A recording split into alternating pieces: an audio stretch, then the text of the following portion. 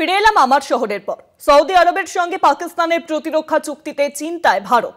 পাকিস্তান আক্রান্ত হলে পাশে থাকবে সৌদি, সম্ভবত এমনই চুক্তি হয়েছে। আর এর ফলে আরব দুনিয়ায় ভারতের বিচ্ছিন্নতা আবার সামনে আসছে। পাকিস্তানের সঙ্গেও আমেরিকা ও চীনের ঘনিষ্ঠতা ইতিমধ্যেই কিন্তু চিন্তা বাড়িয়েছে ভারতে।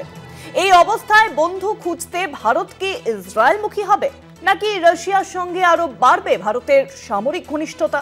নানান সম্ভাবনা নিয়ে চুলচেরা বিশ্লেষণ চলছে এদেশের প্রতিরক্ষা ও বিদেশ মন্ত্রকে। সৌদি আরবের সঙ্গে পাকিস্তানের প্রতিরক্ষা চুক্তিতে কার্যত চিন্তায় এবার ভারত।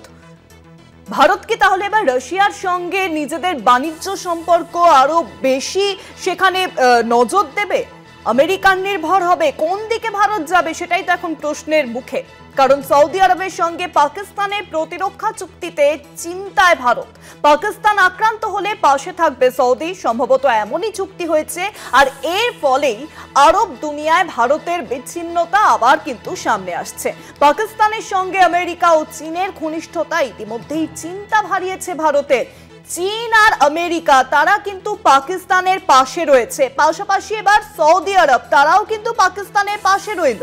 অর্থাৎ কোন রকম যদি কোনো সমস্যার মুখে পড়ে পাকিস্তান বা পাকিস্তান আক্রান্ত হয়, তাহলে সৌদি আরব কিন্তু পাকিস্তানের পাশে থাকবে, এমনটাই চুক্তি হয়েছে। এবং যার জেরে ভারত কিন্তু এবার চিন্তার মুখে। আরো জানাবেন এখন নিউজরুম থেকে সরাসরি রয়েছেন আমাদের পলিটিক্যাল এডিটর আশিস চট্টোপাধ্যায়। আশিস দা, দেখো, এটা একটা বড় ডেভেলপমেন্ট হচ্ছে ভারতীয় উপমহাদেশে, যেখানে সৌদি আরবের সঙ্গে পাকিস্তানের একটি সামরিক সহযোগিতা চুক্তি হয়েছে বলে মনে করা হচ্ছে।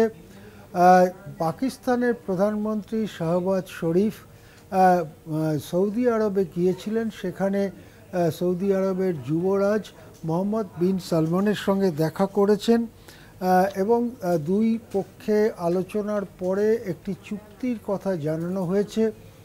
এখন আমি যখন এই কথা বলছি তখনও চুক্তির সম্পূর্ণ বয়ান আমাদের সামনে আসেনি, কখনো আসবে কিনা সেটাও বলা যাচ্ছে না।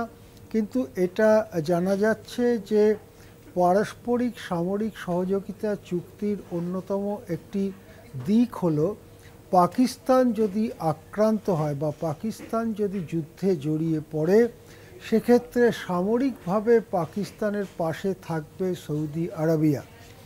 এই জিনিসটা হলো ঠিক অপারেশন সিঁদুরের যে সংঘর্ষ 3-3.5 দিন ধরে যে সংঘর্ষ হয়েছিল মে মাসে, তারপরে সেপ্টেম্বর মাসে এই ঘটনাটা ঘটল।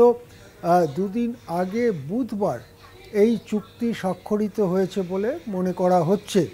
এখন এই রকম একটা পরিস্থিতিতে আরব দুনিয়ার সঙ্গে ভারতের যে সম্পর্ক, বিশেষ করে সৌদি আরব এবং সৌদি আরবের যুবরাজ মোহাম্মদ বিন সালমান, যাকে পৃথিবীর সবথেকে ধনী ব্যক্তিও বলা যেতে পারে, কর্পোরেট নয়, নানা রকম মালিকানার, তেলের খনি ইত্যাদির মালিকানার কারণে, সেই পরিবারের সঙ্গে পাকিস্তানের প্রধানমন্ত্রীর যে ঘনিষ্ঠতা সেটা আবার সামনে চলে এলো। এর আগেও আমরা দেখেছি সৌদি আরব পাকিস্তানের পাশে বারে বারে দাঁড়িয়েছে। পাকিস্তান যখন গত শতকের শেষ দিকে পারমাণবিক অস্ত্র তৈরি করে, সেই সময় পশ্চিমী দুনিয়া পাকিস্তানকে বয়কট করেছিল, নানা নিষেধাজ্ঞা জারি করেছিল। সেই পরিস্থিতিতে প্রায় ভাঙতে বসেছিল পাকিস্তানের অর্থনীতি।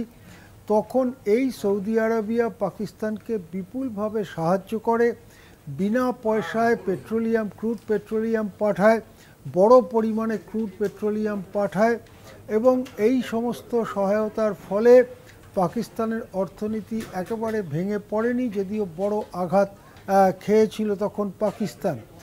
অর্থাৎ গত কয়েক দশক ধরেই সৌদি আরবের সাথে এই রকম একটা সম্পর্ক চলছে পাকিস্তানের।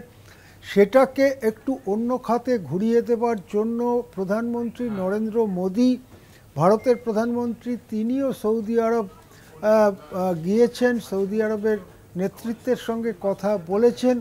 কিন্তু দেখা যাচ্ছে যে নরেন্দ্র মোদীর এই সমস্ত চেষ্টার প্রচার মূল্য যতটা রয়েছে, আসলে কাজের কাজ তেমন কিছুই হয়নি। সৌদি আরব ভারত পাকিস্তান সংঘর্ষে নিউট্রাল থাকবে এইটুকু আশা অন্তত করা গিয়েছিল, কিন্তু এখন যে চুক্তি হয়েছে তাতে ভারত পাক সংঘর্ষ হলেও সৌদি আরব পাকিস্তানের পাশে থাকবে।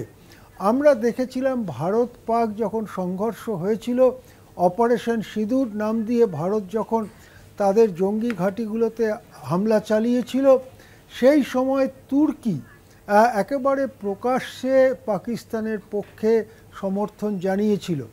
সেই সময় কিন্তু বৃহৎ শক্তিগুলো চীন বা আমেরিকা কোনো পক্ষে সেভাবে ঝুঁকে যুদ্ধের সময়টাতে, যুদ্ধের দিনগুলোতে কোনো পক্ষে ঝোঁকেনি, বরং আমেরিকা এবং চীন এবং রাশিয়াও তারা বারবার বলেছে যে যুদ্ধ বন্ধ করা দরকার, এবং অবশেষে পাকিস্তান চেয়েছে যুদ্ধ বন্ধ করতে, কেননা পাকিস্তানের বড় ক্ষয়ক্ষতি হয়েছিল বলে মনে করা হচ্ছে, এবং পাকিস্তানের সেই চাহিদা, সেই আবেদন, তাতে ভারত সম্মত হয়েছে এবং ভারত পাকিস্তান সংঘর্ষ বিরতি হয়েছে।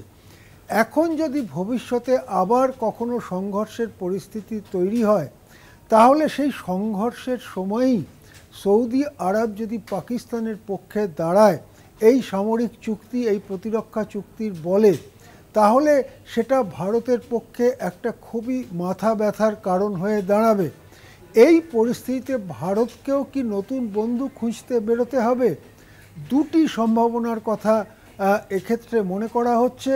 কারণ চীন মূলত পাকিস্তানকে অস্ত্র বিক্রি করে এবং চীন মূলত পাকিস্তানের সঙ্গে বন্ধুত্ব কোনোভাবেই নষ্ট করতে রাজি নয়, যদিও চীন ভারতের সঙ্গেও বন্ধুত্ব সুদৃঢ় করতে উৎসাহী।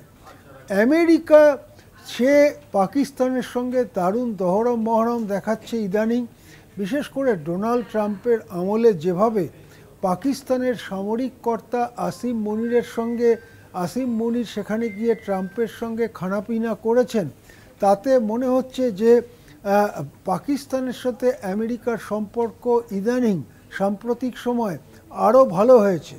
উল্টে ভারতকে যেভাবে শুল্ক চাপিয়ে এবং নানা ব্যঙ্গ বিদ্রুপ করে কোণঠাসা করার চেষ্টা দেখা যাচ্ছে, আমেরিকার একদল ট্রাম্প ঘনিষ্ঠ মানুষ, এমনকি ডোনাল্ড ট্রাম্প নিজেও সেই কাজ করছেন, তাতে মনে হচ্ছে আমেরিকা পাকিস্তানের দিকেই ঝুঁকে রয়েছে, ভারতের প্রতি তেমন সদয় নয়।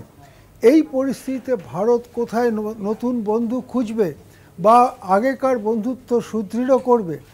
একটি সম্ভাবনা অবশ্যই রাশিয়া। ভারতের বিপদে বারবার ভারতের পাশে দাঁড়িয়েছে রাশিয়া, এবং রাশিয়ার নানা সামরিক সহযোগিতা, যেমন 1971 সালের যুদ্ধের সময় হয়েছিল, বা বিভিন্ন সময় রাশিয়ার নানা রকম কারিগরি সহযোগিতা, আর্থিক সহযোগিতা ভারতকে অনেক সহায়তা জুগিয়েছে। সেক্ষেত্রে রাশিয়ার সঙ্গে ভারতের ইতিমধ্যেই চুক্তি রয়েছে, সেই চুক্তিকে আরও দৃঢ় করে যদি ভারত এগোতে পারে, তাহলে এই পরিস্থিতিতে একটা সম্ভাবনা তৈরি হয়, সেটা হচ্ছে ভারত রাশিয়া সম্পর্ককে আরও ঘনিষ্ঠ করা। আরেকটা সম্ভাবনা হচ্ছে এই আরব দুনিয়ার সঙ্গে যেহেতু ইসরায়েল এখন একটা খুবই শত্রুতার মনোভাবের মধ্যে রয়েছে, বিশেষ করে সম্প্রতি কাতারের দোহাতে ইসরায়েলি হামলার পরে সেই সম্পর্ক আরও তলানিতে গিয়েছে। ইরানের সঙ্গে ইসরায়েলের সম্পর্ক এমনিতেই খুব খারাপ। সেক্ষেত্রে কি ভারত ইসরায়েলের সঙ্গেও কোনো সামরিক চুক্তি করতে পারে?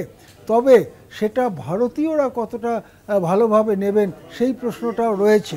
সব মিলিয়ে ভারতের প্রতিরক্ষা এবং বিদেশ মন্ত্রকে সমস্ত। অনেক ধন্যবাদ আশিস দা। নিউজরুম থেকে সরাসরি ছিলেন আমাদের পলিটিক্যাল এডিটর আশিস চট্টোপাধ্যায়।